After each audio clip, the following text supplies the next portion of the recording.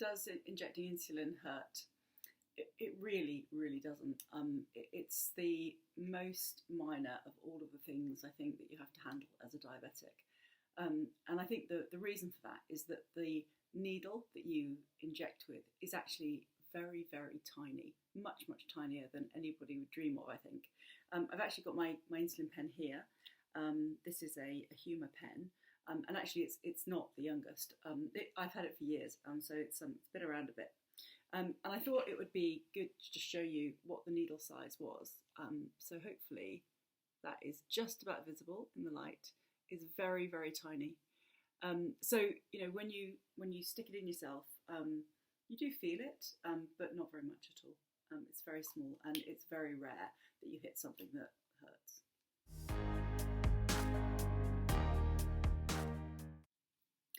It really isn't a hassle, actually, injecting insulin. Again, it's kind of one of those things that, you know, people think it's going to be a big deal, but it's not the injecting that's the problem. It's the kind of when you inject and where you inject and whether or not food's going to be coming along in time and a whole host of other concerns that you've got whirling around your head. But the actual injection is really straightforward. It's literally a question of getting the pen, opening it up. You have a little number here, so you dial up the amount you want. You stick it in yourself, you do that, and it's gone. That's literally all you have to do. So it's seconds. It's really, really no impact at all. Yeah, what does it involve? Maybe I should spend just a little bit longer over that super fast little show I just gave. So pen contains an insulin cartridge. It also has a needle on top of it. And in order to give yourself a dose, you simply dial up the dose on here. So there's a number thing here, and this kind of can go to whatever number. And then once you've got that set up, you just put the needle into your body. I inject in my thighs and my tummy. And then when the needle's inside, you literally just squirt a bit. So it's a very straightforward experience. Nothing to it. So in terms of equipment, I mean, I've already shown you that there's the pen, and that's the most critical piece. The pen has these needles on top that are screw-onable. So literally, you just kind of, to get a new one, you take the lid off, you take the old one off, you just screw it off like that. Pop this new one on. It's all sterile and sharp and wonderful. You should do this all the time, and it's good to go. So the needle is the second bit of kit. And then in terms of the insulin, so this is my Humour insulin, and you can see the cartridges are like that. So they've got the insulin inside them, and they've got a little kind of rubber thing at the top, and that's where the needle goes into that to kind of take the liquid through. And then there's a thing that gets pushed upwards as you use the pen over time, and that kind of is what gets the insulin out. So really not very complicated at all. I think the other thing maybe I'll just show is how small an actual dose is. So it would be pretty typical for me to take about 10 units of insulin for a meal which involves something like 2 pieces of bread, like a sandwich quantity, or a small bowl of pasta. So if you look at this really carefully, hopefully you can just see the insulin coming out, and that's 10 units of insulin that I'm putting out. So it's just a few drops. It's really not very much at all.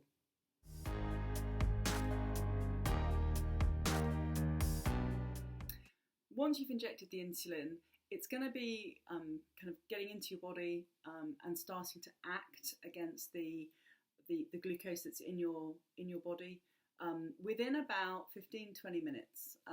So you can't really feel anything as that's all happening. But once you go past the 20 minutes, if you haven't eaten food to match up with the insulin that you've injected, you start to go into a hypo kind of zone pretty quickly. And because there's no food there, it's a more serious hypo than usual. So it's quite dramatic, and the symptoms are quite dramatic, and you need to act quickly to address that, because that insulin's there and it needs something to work with.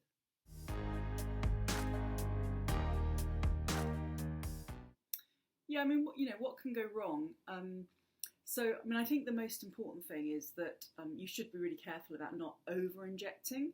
And it sounds silly, but yeah, that can happen. You know, you can forget. I've forgotten many times that I've actually had the insulin for this meal. You know, you rush around, you're busy, you inject. 5 minutes later, you go, did I inject or not? And you know, if you need 10 units of insulin, you don't really want to over-inject and have 20 units of insulin, a kind of double dose going in. So you need to be careful about that. The other area is actually underdosing yourself because there's some kind of an issue, either with the way the pen is working. I've had situations where the cartridge containing the insulin, which is made of glass, has broken for some reason. You know, the pen kind of, you know, it lives my life, and so it gets bumped sometimes. And you know, those kind of situations can give rise to inaccurate dosing, which would be a bad thing. So those are the main risks.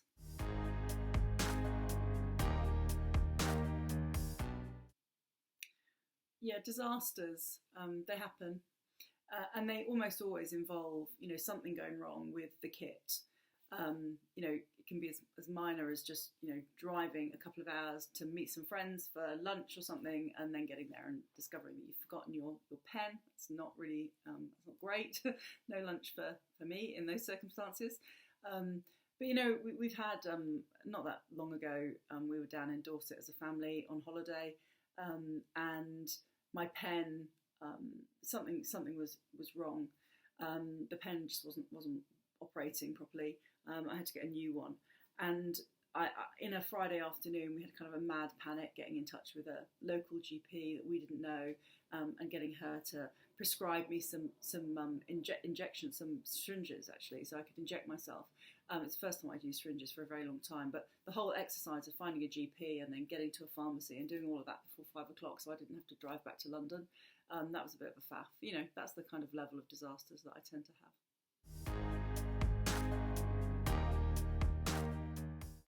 Top tips in this area? Well, you know, I do think it's quite a straightforward thing, actually. This is not one of the big challenges. But I would say, personally, I always keep the same pen close to me. Some people have multiple, but I tend to get lost with that. So I just have one pen, but I always know where it is. It goes everywhere with me. So that's tip one.